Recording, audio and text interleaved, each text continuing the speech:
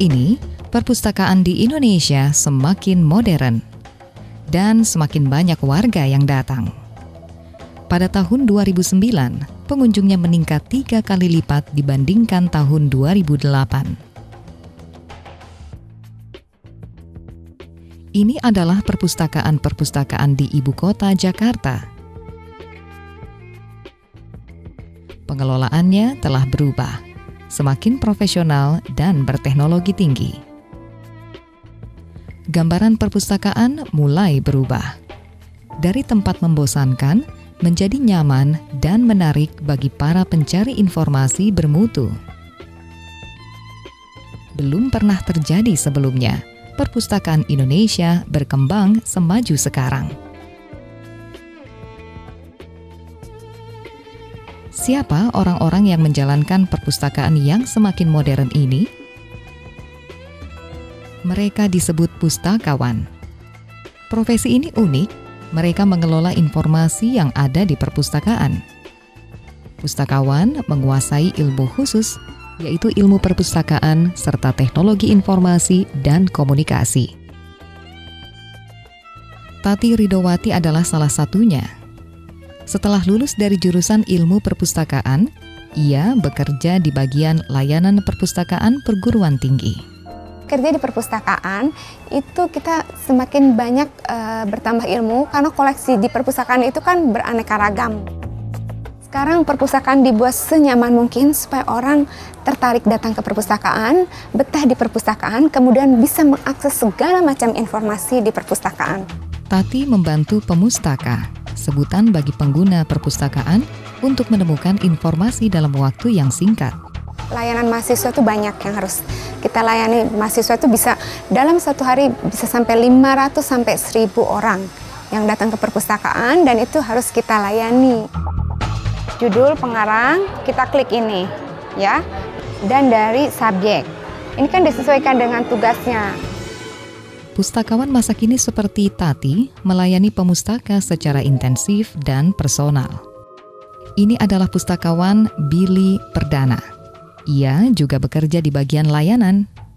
Billy membantu ratusan pemustaka setiap harinya. Keuntungan user menggunakan perpustakaan ini tentunya selain dia mendapatkan informasi yang dibutuhkan, juga dia mendapatkan suasana atau atmosfer yang comfortable, maksudnya lebih nyaman. Terus dia keuntungan juga di sini kita banyak sekali user-user yang lain bisa saling berbaur, jadi tidak hanya mencari informasi, mencari kawan juga bisa seperti ini.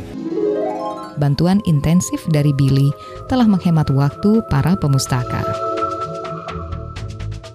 Bagaimana cara kerja profesi pustakawan ini? Film ini menunjukkan beberapa pustakawan Indonesia dalam bekerja. Ada care, ada share, harus ada fair. Ini adalah Supriyanto. Ia adalah salah satu penggerak kemajuan profesi pustakawan. Pustakawan adalah seseorang yang memiliki kompetensi yang diperoleh dari pendidikan dan atau pelatihan tentang kepustakawanan serta mempunyai tugas dan tanggung jawab pengelolaan dan pelayanan perpustakaan. Supriyanto saat ini adalah seorang pejabat di Perpustakaan Nasional RI. Kita mau bicara tentang pustakawan, tetapi juga terlebih dahulu harus tahu perpustakaan itu sendiri. Karena perpustakaan itu kan wadahnya, kontainernya. Nah, yang disebut perpustakaan menurut undang-undang adalah sebuah institusi pengelola karya tulis, karya cetak, dan atau karya rekam secara profesional dengan sistem baku guna memenuhi kebutuhan P3IR, pendidikan, penelitian, pelestarian, informasi, dan rekreasi. Aktivitas pustakawan menyerupai cara kerja otak manusia, yaitu mengumpulkan informasi, mengolahnya, menyimpan, dan mempergunakannya kembali dengan efektif dan cepat. Ini pustakawan Arifah Sismita. Ia mengerti hampir semua informasi di dalam perpustakaan ini. Sebenarnya pekerjaan pustakawan ini sangat-sangat luas. Mulai dari kita mengadakan bahan, menyeleksi apa aja yang dibutuhkan oleh user kita, kemudian kita mengolah bahan-bahan yang sudah kita beli atau dokumen-dokumen yang sudah kita dapatkan itu harus diolah. Harus diolah dalam arti kata harus dibuatkan katalognya, harus dibuatkan klasifikasi, deskripsinya dan lain-lain. Kemudian setelah diolah itu kan harus kita masukkan ke dalam sebuah pangkalan data. Setelah itu untuk bisa dicari kembali, dokumen-dokumen itu juga harus tertata dengan rapi dan lengkap. Pada dasarnya sebetulnya yang dikelola oleh pustakawan kan sebetulnya pengetahuannya. Dulunya sebetulnya orang-orang yang dekat dengan pengetahuan itu kan orang pandai-pandai. Nah, pengetahuan itu lalu kan bisa diingat-ingat, tapi kalau otak itu nggak cukup ya lalu dicatat gitu kan. Nah, itu kan direkam atau diabadikan atau juga namanya didokumentasikan. Nah, cara mendokumentasikannya ada juga yang digambar, ada yang ditulis, ada yang dipahat dan sebagainya. Lalu dikumpulkan mendapatkan suatu koleksi.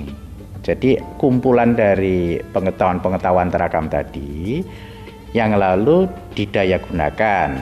Untuk bisa didayagunakan berarti harus disusun secara teratur, secara baik, dengan cara-cara tertentu. Tujuannya sebenarnya untuk menemukan kembali sewaktu-waktu pengetahuan tadi diperlukan. Pekerjaan pustakawan adalah mengadakan bahan pustaka, kemudian mengolahnya dengan sistem tertentu agar mudah diakses para pemustaka. Pustakawan bagian layanan membantu pemustaka untuk menemukan informasi dengan cepat. Pekerjaan preservasi dan konservasi atau pemeliharaan dilakukan para pustakawan untuk melestarikan koleksi perpustakaan. Selamat datang di bidang pengolahan bahan pustaka. Jadi bidang ini berada di bawah Pusat Pengembangan Koleksi dan Pengolahan Bahan Pustaka. Apabila dianalogikan dengan rumah makan, ini adalah dapurnya. Dan ini pun ada bagian-bagiannya. Setelah diproses pengisian entrian data, kemudian ada korektornya, dan terakhir di aplikasi fisik untuk diinformasikan di layanan, dikirim ke bidang layanan. Yang pertama kita terima dari bidang pengadaan adalah seperti ini, monograf. Ini monograf bahasa perpustakanya, tapi orang biasa mengenal ini buku. Selain buku, ada juga microfiche. Bentuk-bentuk bahan perpustakaan yang non-book ini diantaranya microfiche, ini bentuknya. Kemudian ada pula untuk rekaman suara, jenis perpustakaannya kaset. Ada lagi VCD. Seperti ini untuk yang karaoke, yang suka karaoke biasanya ini pun diolah di sini. Jadi kalau ngolahnya pun ya bisa sambil menghibur ya, menghibur yang mengolahnya. Kemudian setelah CD, VCD ada lagi koleksi yang lain, koleksi peta. Koleksi peta ini mulai dari peta untuk traveling, kemudian ada juga lembaran peta, sampai ada juga untuk gulungan peta. Gulungan peta biasanya ini satu kesatuan untuk satu daerah. Ini sengaja diikat karena begitu ikatannya buka, hilang satu repot. Tapi ada satu lagi yang unik untuk bahan perpustakaan yang diolah, yaitu mungkin masih baru, foto. Foto ini pun dibagi-bagi, ada yang lembaran-lembaran seperti ini. Ini foto sumbangan dari IPOS, foto-foto lama. Sini tampak Presiden Soekarno sedang memberikan pidato mungkin kepada menterinya. Kemudian ada juga foto yang dibuat di blog.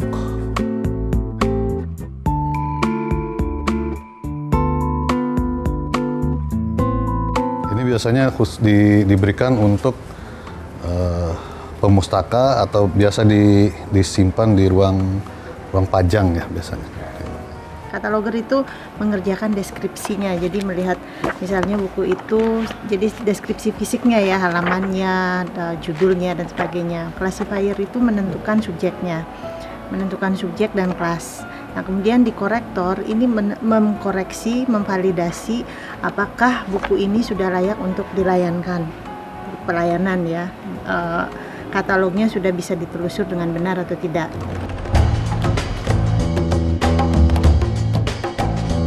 Ini adalah kunjungan mahasiswa Universitas Gadjah Mada ke Perpustakaan Nasional RI. Hari ini mereka melakukan tur keliling Perpustakaan Nasional. Pustakawan Fadli dari bagian layanan membantu mereka untuk mengetahui koleksi Perpustakaan Nasional. Ya, menyimpan koleksi yang bisa sampai 200 tahun masih ada kita simpan. Koleksi waktu di Pangeran Diponegoro kita masih simpan dan masih kita lestarikan.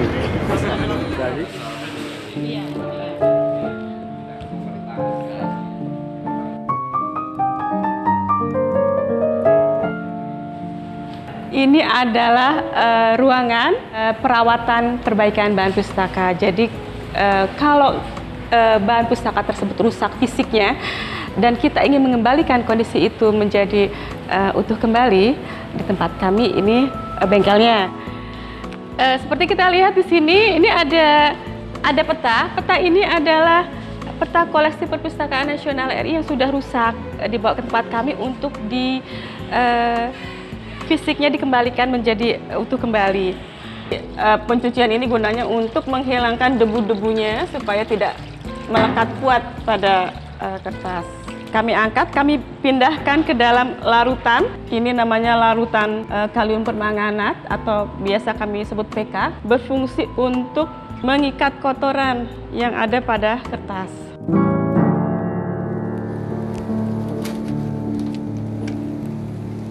Ini adalah pustakawan Nindyo Nugroho. Ia adalah pustakawan yang mengelola naskah kuno. Ini merupakan tempat penyimpanan naskah negara Kertagama.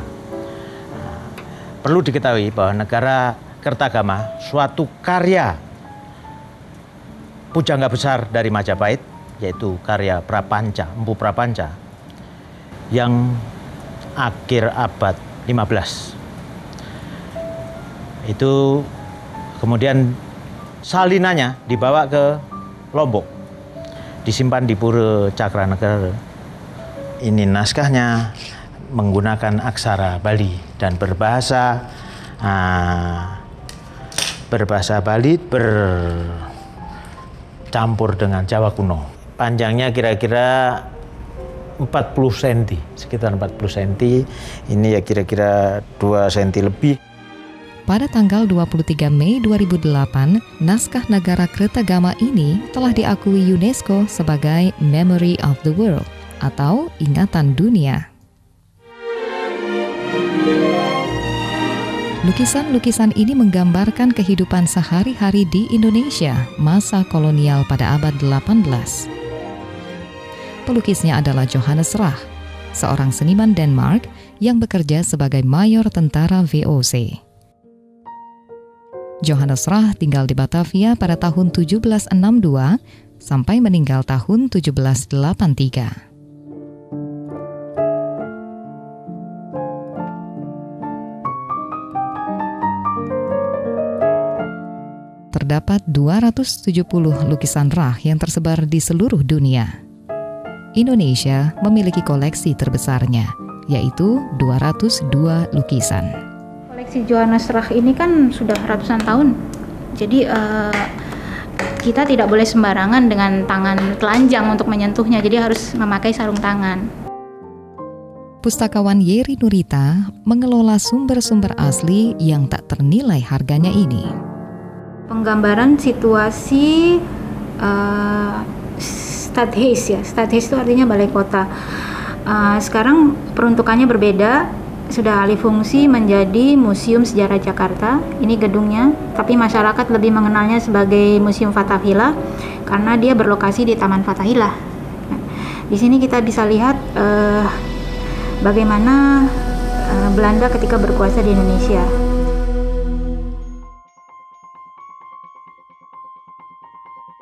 ilmu perpustakaan modern sedang berkembang meluas. Untuk menguasainya, berbagai ilmu lain harus dipelajari, misalnya ilmu kimia, fisika, manajemen, desain, dan terutama teknologi informasi dan komunikasi.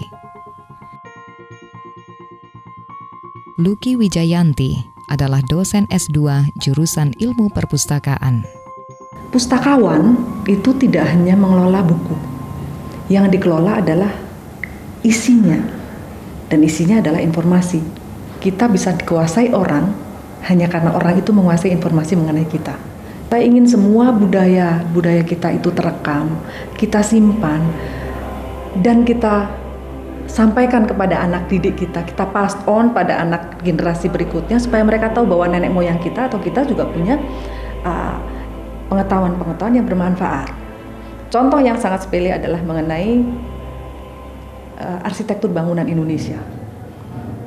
Zaman dulu kan nggak ada tembok, semuanya kayu, bambu, atau apapun yang berasal dari alam Indonesia. Saya yakin betul bahwa nenek moyang kita jauh lebih jago. Dia tahu betul kondisi alam kita, sehingga ketika terjadi bencana, nggak hancur lebur seperti sekarang. Salah satu pengakuan pemerintah terhadap profesi pustakawan ditunjukkan dengan terbitnya Undang-Undang Nomor 43 Tahun 2007 tentang perpustakaan. Pustakawan Indonesia berjuang selama 26 tahun untuk disahkannya undang-undang ini. Salah satu yang turut berperan dengan terbitnya undang-undang ini adalah Sri Sularsih. Ia adalah Sekretaris Utama di Perpustakaan Nasional RI. Undang-Undang 43 tahun 2007 tentang perpustakaan itu adalah satu-satunya payung hukum yang paling tinggi di bidang perpustakaan. Sri Sularsih adalah juga salah satu tim penyusun Undang-Undang Nomor 43 tersebut. Pasal 30 itu mengatakan bahwa perpustakaan nasional, perpustakaan provinsi, perpustakaan umum kabupaten kota, dan perpustakaan perguruan tinggi harus dipimpin oleh pustakawan. Saat ini terdapat 23 perguruan tinggi di Indonesia yang memiliki program studi ilmu perpustakaan. Untuk menjadi pustakawan yang profesional dan kompeten, bisa melalui pendidikan di perguruan tinggi atau pelatihan khusus. Garjito adalah Kepala Pusat Pendidikan dan Pelatihan Perpustakaan Nasional RI. Kantornya telah melatih ribuan pustakawan, dan jumlah ini terus meningkat. Kita akan membuat satu diklat dengan sistem distance learning, jadi diklat jarak jauh. Nah, dengan adanya diklat jarak jauh ini, jumlah diklat yang kita siapkan bisa cukup banyak. Kemudian juga peserta diklatnya juga tidak perlu datang ke Jakarta, dan kita bisa lakukan secara serempak di seluruh Indonesia. Bahwa pada tahun 2006 itu sekitar 21.000 mereka menginginkan diklat pustakawan ini. Dan dengan adanya Undang-Undang Nomor 43 tahun 2007 ini, itu dikatakan bahwa setiap perpustakaan itu diwajibkan dikelola oleh seorang pustakawan. Kalau kita berbicara SD saja, berapa banyak SD? 200 ribuan lebih.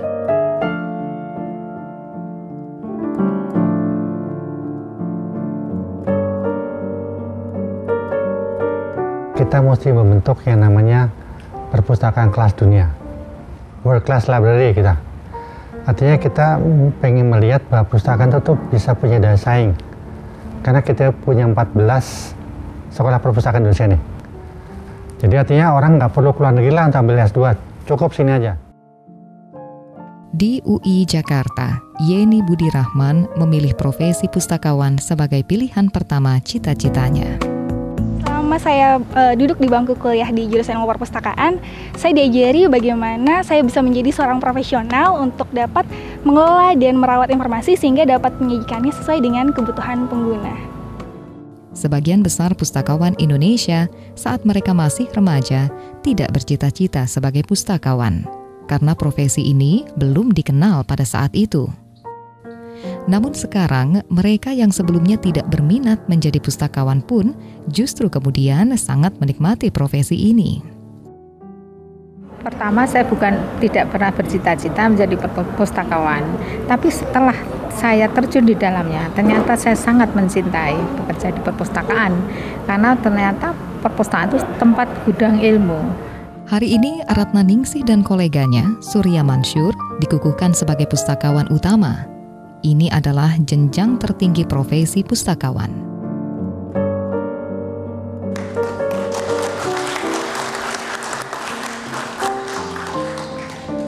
Pustakawan utama setingkat dengan guru besar di dunia perguruan tinggi. Harapan saya mudah-mudahan generasi muda sekarang bisa lebih tertarik untuk bekerja di perpustakaan. Karena perpustakaan sekarang image-nya bukan perpustakaan lama, yang dulu hanya ngutik-ngutik kartu, buku, bukan sekarang. Tapi betul-betul ngutik-ngutik informasi, dan informasi itu manfaat besar untuk seluruh umat manusia.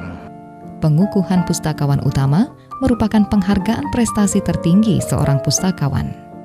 Setelah melakukan penilaian, kegiatan pemberian penghargaan kepada pustakawan diselenggarakan sepanjang tahun. Dewan Juri memutuskan. Ini salah satunya yang diadakan pada tanggal 17 Agustus 2009. Saudara Agus Umar.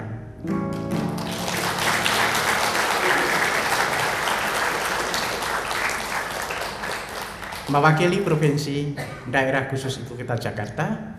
Kedua, Saudara Arif Surahman.